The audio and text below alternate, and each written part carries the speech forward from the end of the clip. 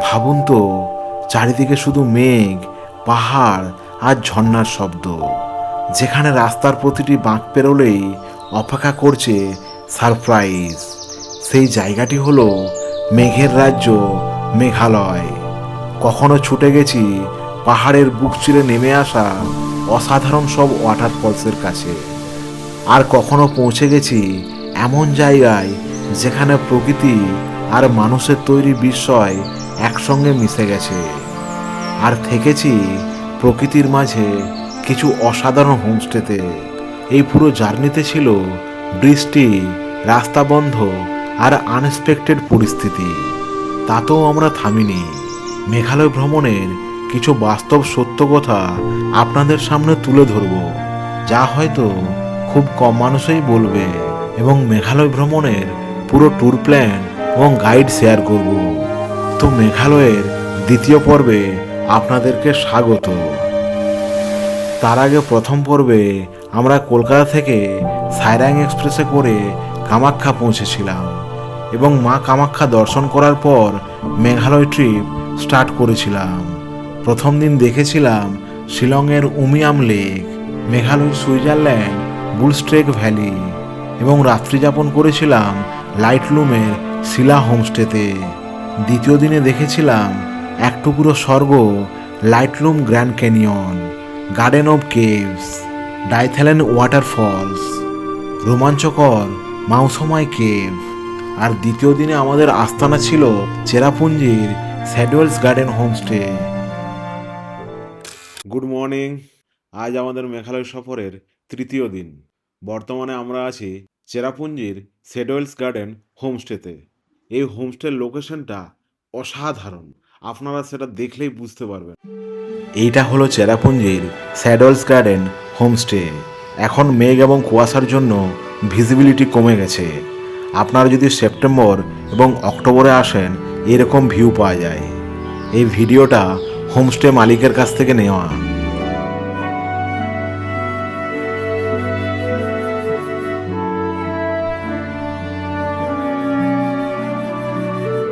এখানে রুমের সঙ্গে অ্যাটাচ কিচেন দিয়েছে এবং রান্নার সমস্ত জিনিসপত্রও দিয়েছে, চাইলে আপনারা রান্না করতে পারেন।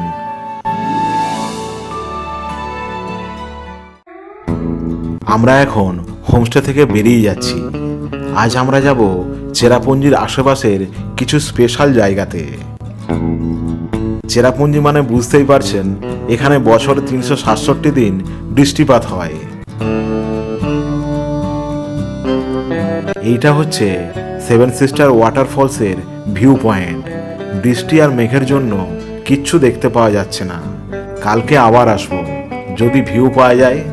তাই সেপ্টেম্বর এবং অক্টোবর হলো মেঘালয় ভ্রমণের বেস্ট টাইম, কারণ ওই সময় ওয়াটারফলসগুলোতে জল থাকে এবং চারিদিকের গ্রিনারিও উপভোগ করতে পারবেন। বর্ষাকালে ভিজিবিলিটি অনেকটাই কমে আসে। এরপরে আমাদের গন্তব্য কেনরেম ওয়াটারফলস। মেঘালয় এমন একটা জায়গা যেখানে রাস্তার থেকে ওয়াটারফলস বেশি।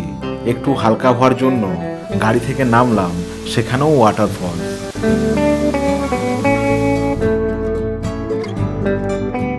আমরা কেনরেম ওয়াটারফলস যাচ্ছিলাম, রাস্তার পাশে এখান থেকে বাংলাদেশ দেখা যাচ্ছে।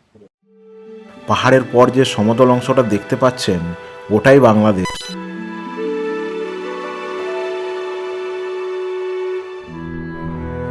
যেদিকে চোখ যায় সেদিকেই ওয়াটারফলস।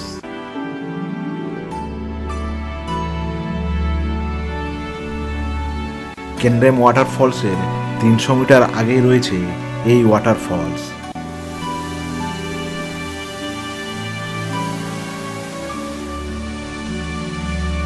অসাধারণ, জাস্ট অসাধারণ।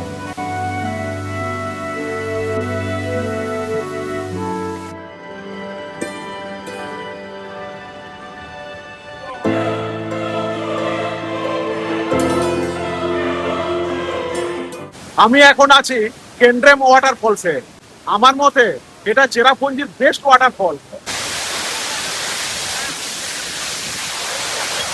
এই কেনরেম ওয়াটারফলস সেভেন সিস্টার ওয়াটারফলসের থেকেও কম কিছু নয়, কারণ এই ওয়াটারফলস আপনি একদম সামনে থেকে দেখতে পাবেন এবং উপভোগ করতে পারবেন। রীতিমতো জলের ছিটা এসে শরীরকে ভিজিয়ে দিচ্ছিল। প্রায় 305 মিটার উচ্চতা থেকে 3টি ধাপে পাহাড়ের বুক বেয়ে নেমে আসে এই জলপ্রপাত। দূর থেকে দেখলে মনে হয় সবুজ পাহাড়ের গা বেয়ে সাদা রঙের একটি বিশাল জলধারা নেমে এসেছে। এটি ভারতের 7ম উচ্চতম জলপ্রপাত। পুরো পরিবেশটাই যেন সিনেমার একটা দৃশ্য। জলপ্রপাতের পাশে ছোট্ট একটা দোকান থেকে সেরে নিলাম আমাদের লাঞ্চ। খুব সাধারণ খাবার, ম্যাগি, তার সঙ্গে সেদ্ধ ডিম। রাস্তায় এরকম প্রচুর ওয়াটারফলস পেয়ে যাবেন, বিশেষ করে বর্ষার সময়।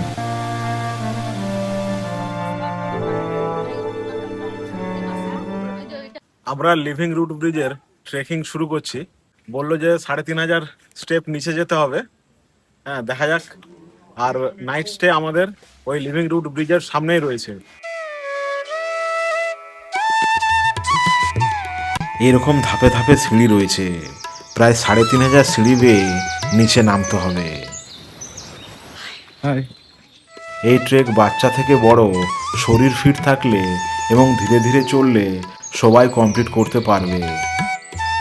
রাস্তার পাশে দোকানও রয়েছে। এখানে বাম্বু স্ট্রেচারের ব্যবস্থাও রয়েছে। এই দেখুন, একটা ইয়ং ছেলে শুয়ে মোবাইল দেখতে দেখতে কেমন যাচ্ছে দেখুন।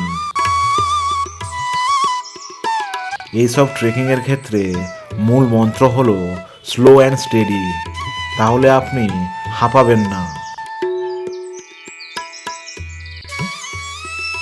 ট্রেকিংয়ের পথে ছোট্ট ছোট্ট গ্রাম রয়েছে। একবার ভাবুন এখানকার মানুষের জীবনযাত্রা। এই গ্রামের মানুষের কাছে এই পাহাড়ি পথই হলো প্রতিদিনের চলার রাস্তা। এটা সিঙ্গেল রুট ব্রিজের টিকিট কাউন্টার। এন্ট্রি ফিস 30 টাকা। আর অবশ্যই আপনারা ক্যাশ ক্যারি করবেন, এখানে নেটওয়ার্ক ঠিকঠাক কাজ করে না।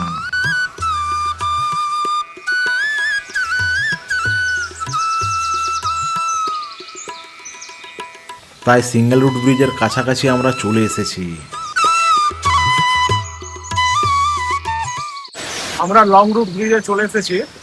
এখানে লেখা আছে অ্যাকচুয়ালি 2 জনের বেশি অ্যালাউ নেই। আর এই ব্রিজটা হলো সিঙ্গেল ডেকার। এরপরে আমরা যাব ডবল ডেকার ব্রিজে। এই সিঙ্গেল রুট ব্রিজকে লং রুট ব্রিজ বলা হয়, কারণ এই রুট ব্রিজটি ভারতের দীর্ঘতম root bridge.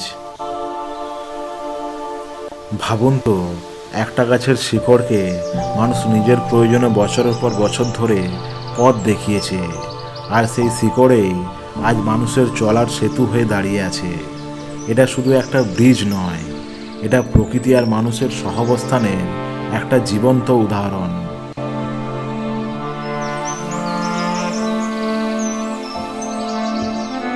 Double decker root ব্রিজের দিকে আমাদের ট্রেক যত এগোচ্ছিল, একটা জিনিস বারবার মনে হচ্ছিল, এই পথটাই এখানকার মানুষের জীবন।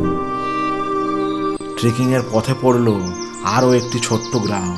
শহরে যেখানে কয়েক মিনিটের দূরত্বেও আমরা গাড়ি খুঁজি, সেখানে এখানকার মানুষ স্কুল, বাজার, কাজ, প্রয়োজনের তাগিদে প্রতিদিন এতগুলো সিঁড়ি এবং পাহাড়ি দুর্গম পথ অতিক্রম করে উপরে যেতে হয়।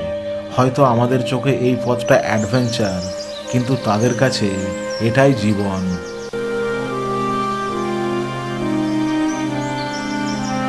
এখানে বেশ অনেকটা লম্বা লোহার সাসপেনশন ব্রিজ রয়েছে। যতই এগোচ্ছিলাম ততই মনে হচ্ছিল আমরা একটা ন্যাচারাল টানেলের ভিতর দিয়ে হাঁটছি। এখানে পৌঁছানোর পুরো পথটাই আসলে ডেস্টিনেশনের থেকেও উপভোগ্য। এখানেই মেঘালয়কে অন্যান্য রাজ্যের থেকে আলাদা করে তোলে।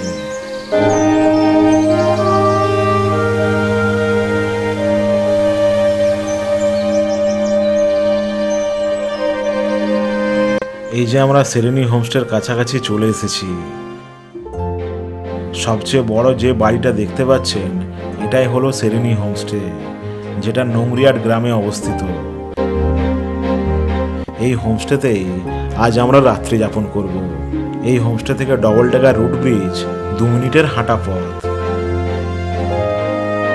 হোমস্টেতে ব্যাগ রেখে চললাম ডবল ডেকার রুট ব্রিজের উদ্দেশ্যে। এই সেই ব্রিজ যা কোনো ইঞ্জিনিয়ার, কোনো সিমেন্ট বা লোহা দিয়ে তৈরি নয়। এটি তৈরি করেছে প্রকৃতি, আর তাকে সঠিক পথে গড়ে তুলেছে খাসি উপজাতির মানুষ। পৃথিবীতে এমন বিস্ময় সত্যিই খুব কম আছে। প্রকৃতির হাতে গড়ে তোলা এক জীবন্ত বিস্ময়, তা হলো double decker living root bridge. একটি লিভিং রুট ব্রিজ তৈরি হতে সময় লাগে 30 থেকে 40 বছর। একবার তৈরি হলে এটি শত শত বছর টিকে থাকতে পারে। লোহার ব্রিজ সময়ের সঙ্গে দুর্বল হয়ে যায়, কিন্তু লিভিং রুট ব্রিজ সময়ের সঙ্গে শক্তি আরও বাড়তে থাকে। নতুন শিকড় পুরনো শিকড়ের সঙ্গে মিশে সেতুটিকে আরও মজবুত করে তোলে।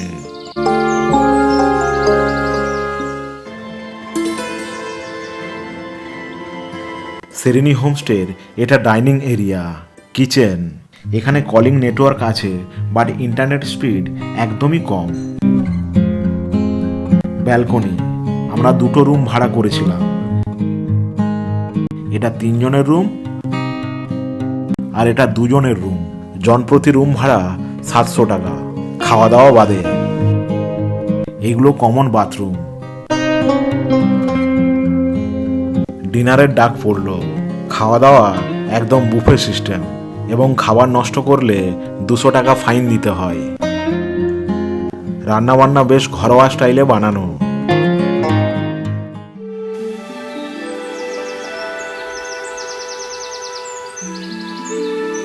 এই হোমস্টেতে অন্যান্য হোটেল বা রিসর্টের মতো বিলাসিতা নেই, কিন্তু আছে নির্ভেজাল প্রকৃতি। আমি এখন ডবল ডেকার ব্রিজের সামনে সেরেনি হোমস্টেতে আছি। এখানকার সকালের একবার পরিবেশটা দেখুন। চারিদিকে মেঘে ঢাকা পাহাড়, গাছপালা, পাখির ডাক, মেঘের আনাগোনা, ঝর্ণার শব্দ আর পাহাড়ি বাতাস, যা আমাদেরকে মন্ত্রমুগ্ধ করেছিল।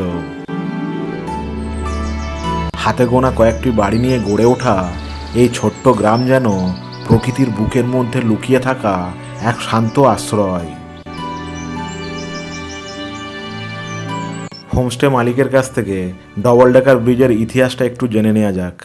Double decker bridge, it was built like 300 years ago, Rizal village, and it was managed and maintained by the people of the village. And until now, they are still maintaining them, and they are building more. Like you say, in the double decker, we have the triple decker, which we are making new one. It might take another 30-40 years for it to be strong enough so people can pass by the triple decker.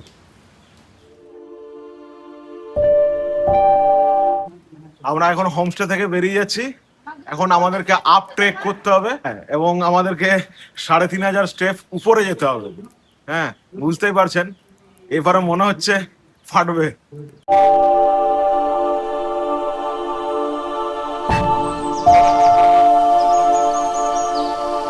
মনে রাখবেন, living root bridge trek রবিবার বন্ধ থাকে। যারা হোমস্টেতে থাকবে তাদের জন্য শুধু অ্যালাউ থাকে। আজ যেহেতু রবিবার, ওই জন্য দেখুন রাস্তায় কোনো ট্যুরিস্ট নেই।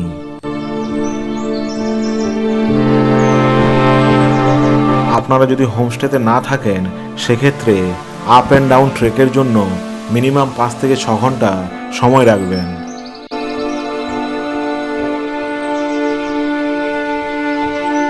হয়তো একদিন আমরা এই পথ থেকে অনেক দূরে চলে যাব, কিন্তু এই পাহাড়ি পথ, ঝর্ণা, গ্রাম আর এই ট্রেকের স্মৃতি সারা জীবন আমাদের সঙ্গে থেকে যাবে।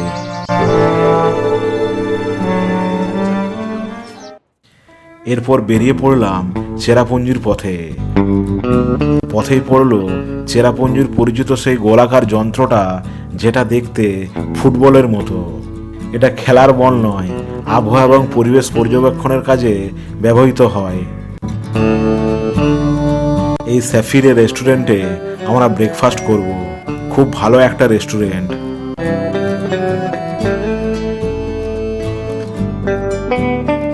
ব্রেকফাস্টে গরম গরম লুচি আর আলুর দম।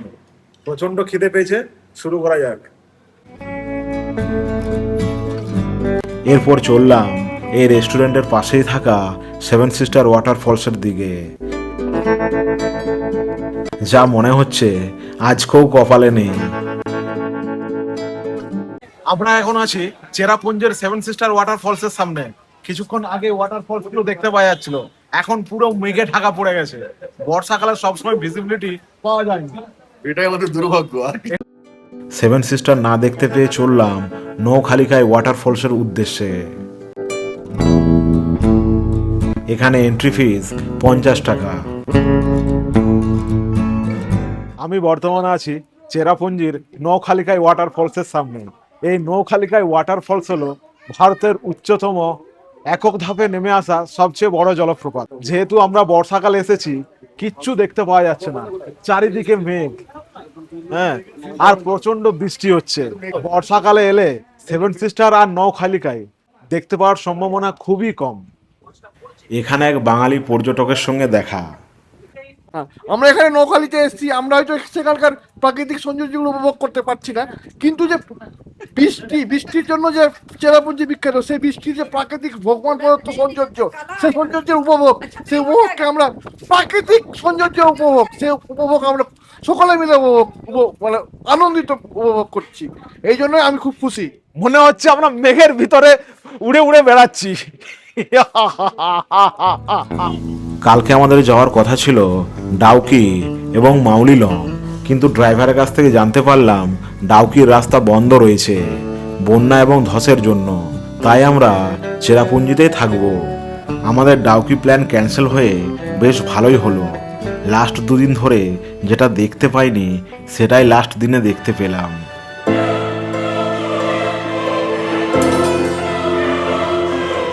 নৈসর্গিক সেভেন সিস্টার ওয়াটারফলস, যা সারা জীবন মনে রাখার মতো।